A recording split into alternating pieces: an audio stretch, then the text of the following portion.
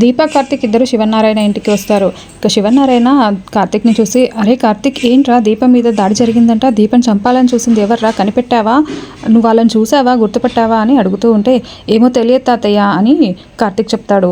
మరి ఎవరి మీదైనా డౌట్ ఉందారా నీకు అని శివనారాయణ అడగడంతో కార్తిక్ సీరియస్గా జ్యోత్స్న వైపు చూస్తూ ఉంటాడు. ఇంకా దాంతో జ్యోత్స్న, ఏంటి బావా నన్ను అలా చూస్తున్నావు, నేనెందుకు దీపం చంపాలని చూస్తాను అని అంటూ ఉంటుంది.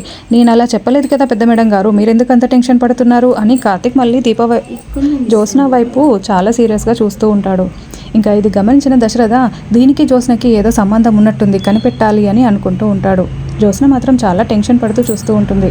ఇంకేమో దీపాన్ని అలా చేయాలని చూసిన వాళ్ళని నేను ఊరికే అయితే వదిలిపెట్టను, ఖచ్చితంగా అదెవరో కనిపెడతాను అని ఛాలెంజ్ చేసి వెళ్తాడు. ఆ తర్వాత దీప కార్తిక్ ఇద్దరు డాక్టర్ దగ్గరికి వెళ్తారు.